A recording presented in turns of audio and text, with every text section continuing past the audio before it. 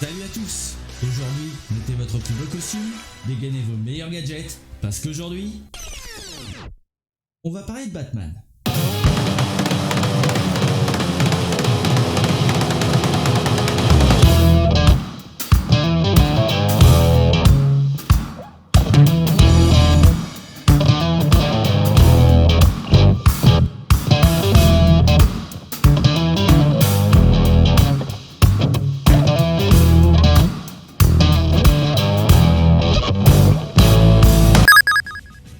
Batman est l'un des super-héros les plus appréciés de la pop culture, et pourtant c'est l'un des seuls super-héros qui n'a pas de super-pouvoir. Enfin si, il en a un. Vos super pouvoirs, c'est quoi déjà? Je suis riche. Notre héros est un milliardaire qui est devenu orphelin après la mort de ses parents, et grâce à son pognon, il a décidé de se faire une super armure, d'avoir une putain de bagnole, et de partir combattre le crime.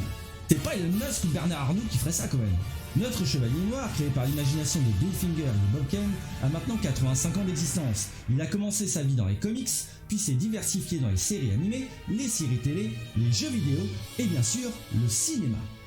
Avec 11 adaptations à son actif, notre justicier masqué est passé par plusieurs tons, que ce soit humoristique, gothique ou réaliste. Mais dans cette émission, je vais redorer le blason de celui qui n'a eu que 40% de notes positives sur Rotten Tomatoes, Batman Forever. Batman Forever, sorti en 1995 et réalisé par Joel Schumacher, non, pas celui-là, merci, met en vedette Val Kilmer dans le rôle de Batman, Tommy Lee Jones dans le rôle de Double Face, Jim Carrey dans le rôle du Sphinx, Chris O'Donnell dans le rôle de Robin, et Nicole Kidman dans le rôle de... Oh, personnage pas connu... Le mieux, c'est de faire un résumé du film. Le film commence directement sur notre héros qui enfile son bat costume, s'équipe de ses bat gadgets, grimpe dans sa nouvelle Batmobile afin de partir à Gotham City pour arrêter Harvey Dent alias Double Face en train de cambrioler une banque.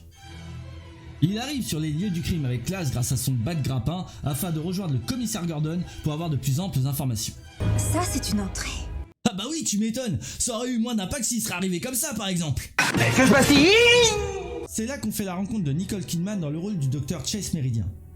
Tiens, Gotham, pour me seconder sur ce dossier, elle s'est spécialisée dans les... Schizophrénie latente, multiples personnalités. Je suis vos travaux. Judicieux. Naïf mais judicieux. Très flatté. Nous ne sommes pas nombreuses à occuper votre table de chevet. Alors moi là, une psychiatre comme ça les gars, je deviens fou direct.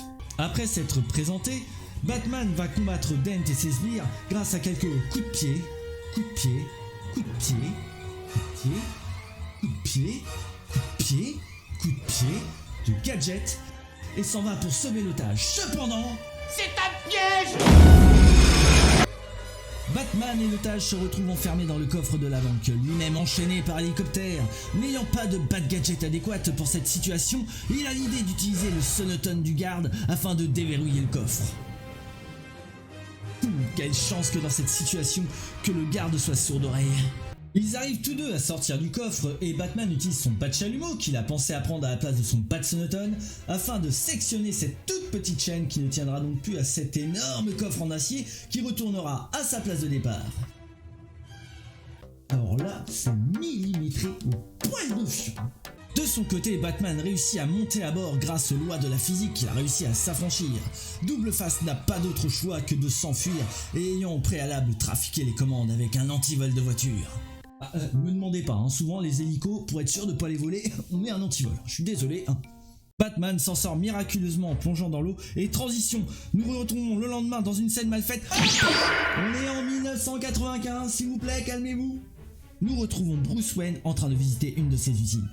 C'est là que nous faisons la rencontre d'Edward Nygma, un de ses employés qui lui présente son invention, une machine qui manipule le cerveau afin de créer des images 3D dans leur esprit.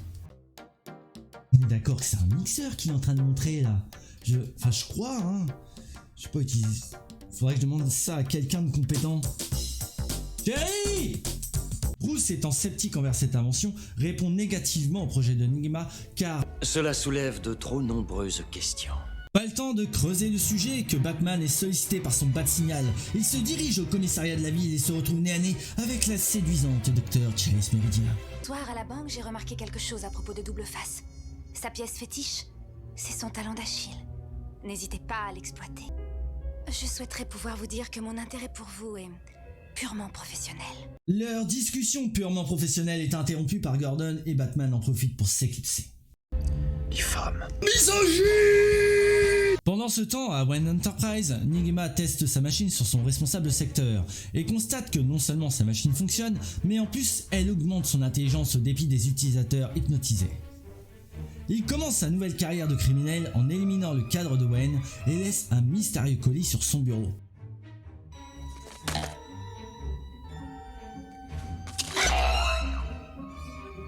Si vous observez les numéros sur mon visage, vous ne verrez pas le 13 dans les parages. Un ascenseur, vous allez voir, en Amérique, il n'y a jamais le numéro 13 parce qu'il y a plein de superstitieux là-bas. La solution est une horloge. Ouais, ça marche aussi, ouais. Bruce recevra une deuxième devinette à son manoir et décide donc d'en parler à un expert, la docteure Chase Méridien. Je dois être en avance, hein. Oh, quelqu'un s'est mis à m'envoyer des pieds doux. Le commissaire Gordon m'a demandé de prendre l'avis d'un expert. Arrache-en une et gratte-moi la tête. Ce qui était rouge devient noir et se jette. Ah, c'est un rouleau de PQ, celui-là c'est sûr. Parce que tu vois, là c'est rose, et puis bah dès que tu le grattes, dès que tu te torches bien, et bah... Une allumette. Non mais putain, c'est quoi ces énigmes à la con aussi là? Cette dernière donne son avis sur l'auteur des énigmes et donne son diagnostic. Ce type est un vrai barjot. Barjot. C'est un terme technique.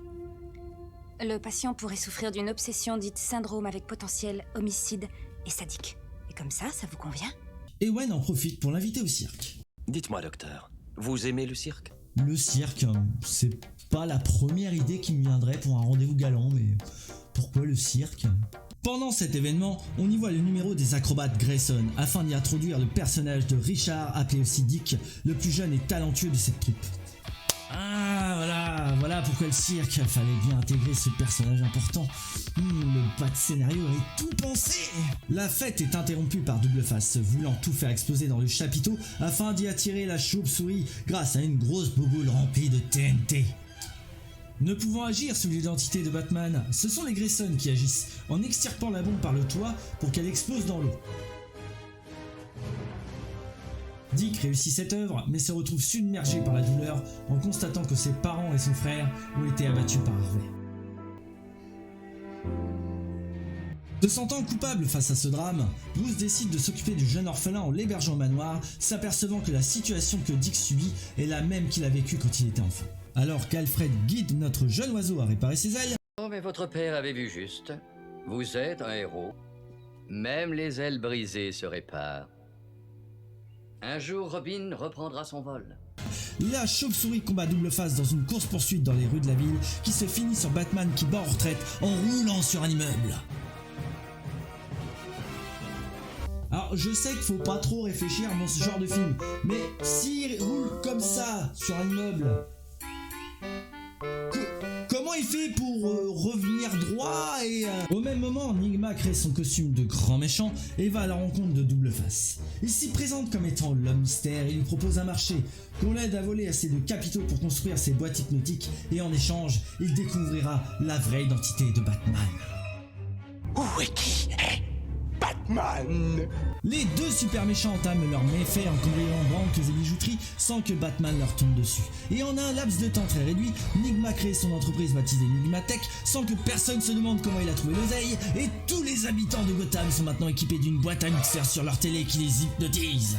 De son côté, Dick découvre la Batcave et décide de se faire une petite virée en Batmobile. Prends-il la Jaguar? Pas la Jaguar. Il a pris l'autre voiture. La Bentley? Non, monsieur, il a pris l'autre voiture. Moi honnêtement, j'aurais fait pareil. Tu trouves la Batmobile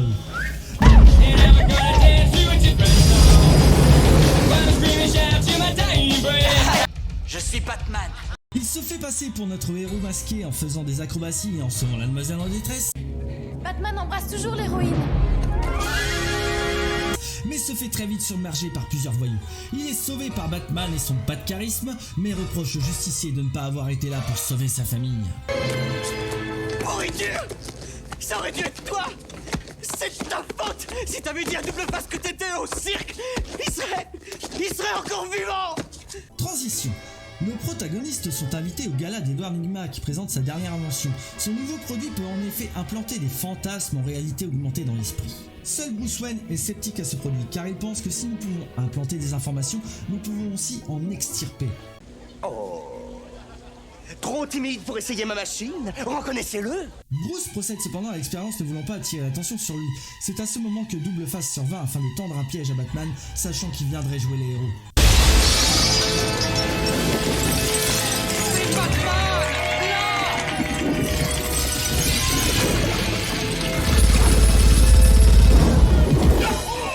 J'aimais bien ton entrée, la sienne est meilleure. Batman arrive dans une entrée magistrale et va pour combattre les sbires à coups de coups de pied, mais se retrouve pris au piège par l'homme aux deux visages qui lance lui sous du sable, le laissant pour mort.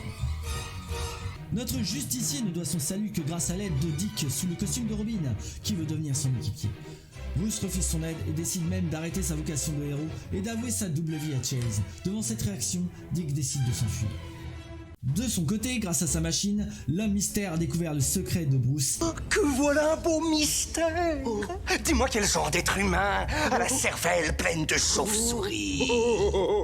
Et envahit son manoir avec Double Face et ses sbires. Nygma détruit la Batcave et la Batmobile pendant que les hommes d'Harvey attaquent les deux tourtereaux et au lieu de tuer notre héros, ils décident de kidnapper Chase et de lui laisser une dernière énigme. Nous sommes 5 petites choses dont on se sert tous les jours. Vous nous trouverez toutes en jouant au tennis sur un court. Les 5 fruits et légumes par jour. Pour votre santé, c'est obligé, c'est ça. Les voyelles. Bruce réussit à découvrir l'identité du Sphinx. Pourquoi pas Monsieur E? Ou Mystère E. Et le synonyme de mystère est Énigme. Monsieur Enigma. Edward Nygma. Il décide de porter secours à Chase à l'aide de son dernier prototype d'armure et de ses derniers véhicules qu'apparemment Nygma n'a pas trouvé pendant l'assaut de la Batcave. Ah bah oui, hein, le pas de scénario, il avait prévu un petit truc de secours à côté, hein. Dick en profite pour venir avec sa nouvelle armure créée par Alfred et propose de seconder Batman sur cette mission. Ah bah comme par hasard, il y a 2 véhicules et ils sont 2. Tout homme doit choisir son chemin. Un ami m'a appris ça. Plus qu'un ami. Un équipier. Nos 2 héros fin prêts à faire équipe, ils se lancent dans leur nouveau véhicule, redonnant l'espoir au commissaire Gordon.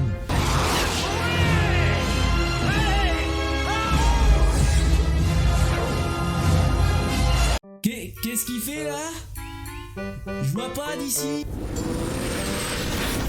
D'abord, j'y vais! Ils foncent ensemble vers l'île où se trouve Nygmatech, la cachette du Sphinx, et après moult péripéties, Robin se fait capturer par Double Face.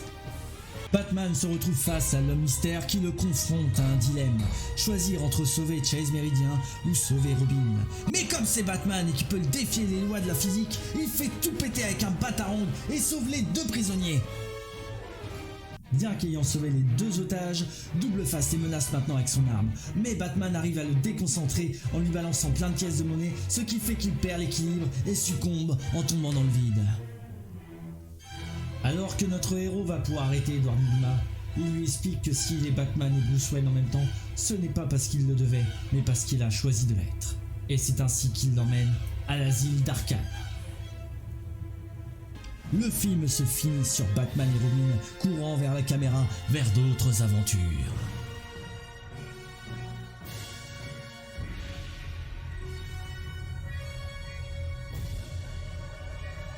Bien, maintenant qu'on a fait un résumé du film, passons à l'analyse. A l'instar de ses prédécesseurs, à l'allure sombre et gothique, Batman Forever nous offre un ton plus coloré, aux accents punk avec une ambiance plus familiale et de l'humour décalé, et une musique de film qui certes n'est pas aussi épique que celle de Danny Elfman, mais qui apporte plus de légèreté et d'héroïsme.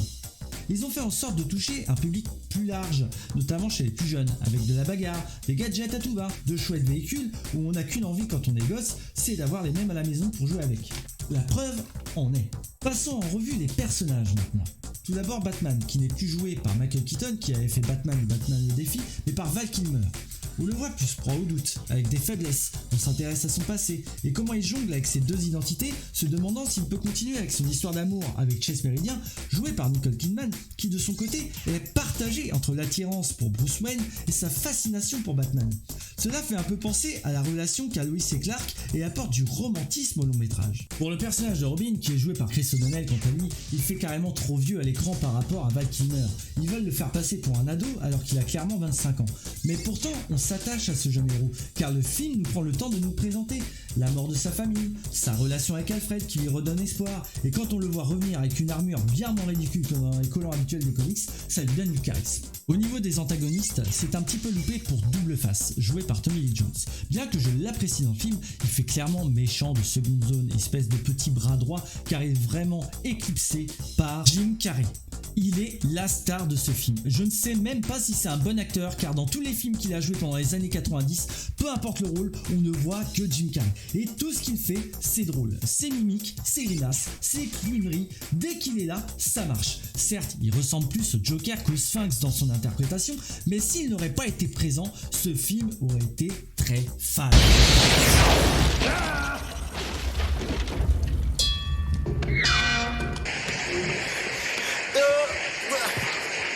Merci à tous. Oh, chérie, vous m'aimez, chérie. Même au niveau du scénario, ça se tient pour avoir un bon film. Bien que Batman doit combattre des méchants dans chaque film, tous ses choix auront une conséquence sur les autres personnages. Il a créé Double Face en voulant sauver, Double Face tue les parents de Dick, Dick devient Robin, Bruce Wayne dit non à Nigma pour son invention, Nigma devient le Sphinx. Le scénario tourne autour de ces choix qui auront une conséquence. Voilà ce qui fait que Batman Forever est un bon film. Le scénario, la relation entre Batman et Chase, le ton familial et bien sûr Jim Carrey. Alors tout compte fait, qu'est-ce qu'on peut dire de ce film? Certes, ce n'est pas aussi réaliste que les films de Christopher Nolan, ou ce n'est pas aussi sombre que les films que Tim Burton nous a donnés, mais ça nous apporte un ton familial avec du Jim Carrey dans le lot. Si tu aimes rire et passer un beau moment devant un film sans prise de tête, va regarder Batman Forever. Merci d'avoir regardé cette première vidéo, j'espère qu'elle t'aura plu, n'hésite pas à aimer et commenter, ça me permettra de savoir ce que vous en pensez, et je vous dis à la prochaine pour un autre Tout compte fait.